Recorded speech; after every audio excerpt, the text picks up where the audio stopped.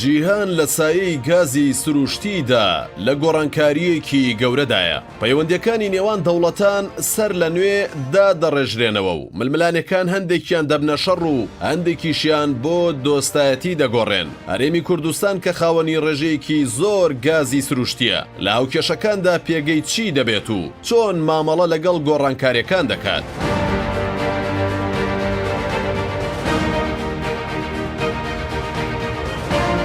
بەردەوام و بە درێژایی مێژووی حکومڕانی مرۆڤ لە دنیادا جەنگ و شەڕ و پەیوەندیەکانی نێوان خێڵ و دەوڵەتان و جەمسەرەکانی سەرڕووی زەوی پەیوەست بووە بە دۆخی دارایی و سەرچاوەکانی دارایی جیهانی و سەرچاوە سروشتیەکانەوە لە کۆمەڵگە سەرەتاییەکانەوە لە قامیشی شەکر و خوێ و خورما و دواتریش جوگرافیا و سنوورە سروشتی و دەستکردەکان و لە مێژووی نوێی مرۆڤایەتیشدا نەوت و چەک و چەکی ئەتۆم و ئاو بوونە داڕێژەری پەیوەندیەکانی نێوان دەوڵەتان بەرژەوەندیە دارایی و ئابوووریەکان هەمیشە بڕیاری یەکلاکەرەوەیان داوە لە پەیوەندی نێوان دەوڵەتاندا چ بەباری شەڕ و چ بەباری دروستبوونی پەیوەندی ئاسایی و دۆستانە و هەتا دروستکردنی هاوپەیمانی بەهێز لەسەر ئاستی جیهان تا جیهان وای لێ هاتووە بۆتە دوو جەمسەری بەهێزی دژبەیەک لە ئێستادا و بۆ داهاتوویەکی نزیک گاز بۆتە فاکتەر و پاڵنەرێکی بەهێزی یەکلاکەرەوەی پەیوەندیەکانی نێوان دەوڵەتان و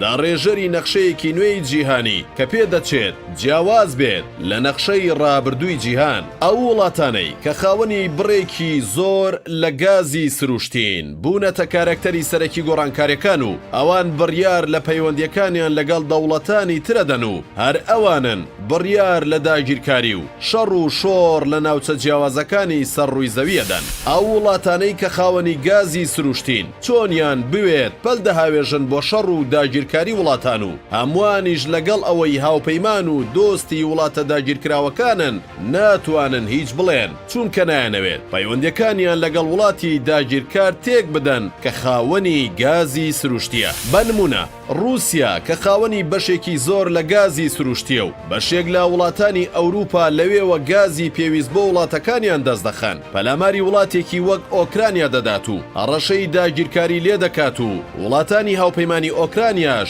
هیچ دەنگێکیان لێوە نایەت چونکە دەزانن هەر ناڕەزایی و پشتیوانیەکیان لە ئۆکرانیا دەبێتە هۆی بڕینی سەرچاوەی گازە سروشتیەکەیان لەلایەن رووسیاوە. لەلایەکی ترەوە ئەمریکا و بەشێک لە وڵاتانی نیشتیمانی عەرەبی سەرقاڵی داڕشتن و پەرەدانن بە پەیوەندی ئابوووریەکانیان و دیارترین ئەو پەیوەندیانەش نزیکبوونەوەی ئەمریکا و قەتەرە کە ئەمریکا بە شێوەیەکی تایبەت مامەڵەی دیبلۆماسی لەگەڵ قەتەر دەکات و هۆکارەکەشی ئەوەیە کە ئەو وڵاتە دەتوانێت پێویستیەکانی ئەمریکا و هاوپەیمانەکانی لە گازی سروشتی وڵاتەکەی پڕ بکاتەوە. لەلایەکی ترەوە ساڵانێکی دوور و درێژە تورکیا و ئیسرائیل لە پەیوەندیەکی زۆر خراپدان و بەردەوام هەڕەشە و ئاڵۆزی و گرژی لە نێوانیاندا هەبووە. ئیسرائیل لەو ماوەیەدا لەگەڵ یۆنان و قوبڕوس و میسر لە هاوپەیمانیەکی تند و تۆڵی وزەدا بوو لە دژی تورکیا بەڵام لەگەڵ یەکەم هەنگاوی نزیکبوونەوەی تورکیا و ئیسرائیل ئەو هاوپەیمانیە کەوتە لەرزە و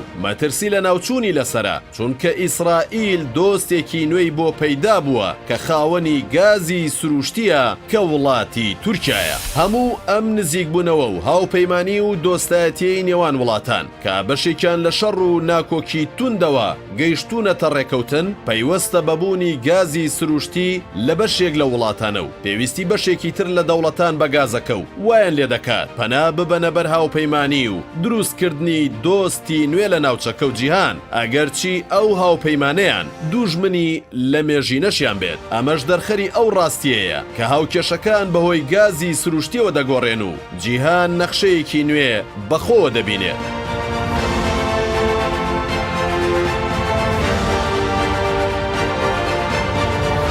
ئێران کە نزیکترین دراوسێی عێراق و هەرێمی کوردستانە خاوەنی بڕێکی زۆر لە گازی سروشتیە و هەندێک کات لە ململانێ و ناکۆکیە سیاسیەکانی نێوان دەوڵەتاندا هەوڵی داوە هاوکێشەکانی پێ یەکلا بکاتەوە و بیکاتە کارتی فشار لەسەر نەیارەکانی. بە نمونە لە کاتی شەڕی ئەرمینیا و ئازەربایجاندا کە تورکیا پشتیوانی ئازەربایجانی دەکرد ئێران نیگەران بوو هەر بۆیە لە ماوەی ڕابردوودا بۆ ماوەیەک هەناردەی گازی لە تورکیا گرتەوە بەڵام لەبەرەوەی ئازەربایجان ئازەربایجان خاوەنی بڕێکی زۆر گازی سروشتیە. تورکیا ئاسەوارێکی لەسەر دەرنەکەوتو بە خێرایی ئازەربایجان لە بەرامبەر پشتیوانی تورکیا لە وڵاتەکەی لە کاتی جەنگدا بڕی پێویستی گازی سروشتی بۆ تورکیا دابین کرد. ئیسرائیلیش کە لە کاتی شەڕی ئازەربایجان و ئەرمینیادا پشتیوانی ئازەربایجانی دەکرد بابەتەکە دیسان بۆ ئەوە دەگەڕایەوە و کە ئازەربایجان خاوەنی بڕێکی زۆر یەدەگی گازی سروشتیە نەگەوەی ئەو دوو وڵاتە مێژوویەکی هاوبەشیان پێکەوە هەبێت. هەرێمی کوردستان یەکێکە لەو ناوچانەی کە خاوەنی بڕێکی زۆر لە یەدەگی گازی سروشتیە و لەسەر نەخشەی جیهانی وزە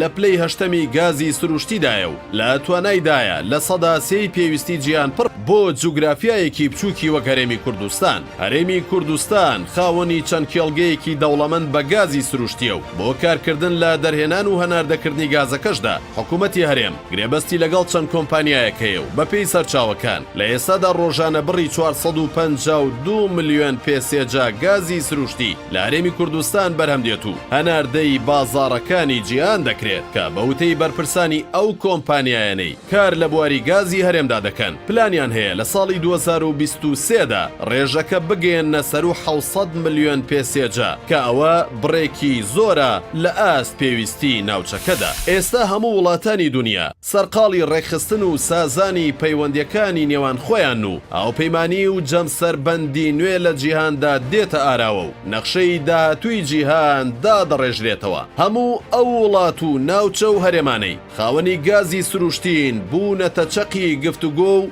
یەکلاکەرەوەی ململانیەکان. هەرێمی کوردستانیش وەک یەکێک لە ناوچەکانی دەوڵەمەند بە گازی سروشتی دیار نییە دەیەوێت بە چ جۆرێک و بەرهێنانی سیاسی و دیبلۆماسی لە گازە سروشتیەکەیدا بکات و بە چ ئاڕاستەیەکدا بەکاری بێنێت بۆ دەوڵەمەندکردنی هەرێم هەم لە ڕووی ئابووری و هەم لە ڕووی سیاسی و هەمیش لە ڕووی دیبلۆماسی و لەوەش زیاتر لە ڕووی دروستکردنی دۆستێکەوە کە ببێتە چەتری پاراستنی هەرێم لە هەر مەترسیە کە ڕوو لە ناوچەکە بکات. لەم هەموو هاوکێشە جیهانیەدا ئاخۆ گازی سروشتی هەرێم دەتوانێت ببێتە بەرەکەت و ڕەحمەت بۆ هاوڵاتیەکانی یان ئەویش هاوشێوەی نەوتەکەی دەبێتە مایی سەرێشە و نەهامەتی بۆ هاوڵاتیانی هەرێم و بنەماڵە و خێزانە سیاسیەکان دەوڵەمەند و خەڵکی هەرێمی کوردستانیش هەژارتر دەکات.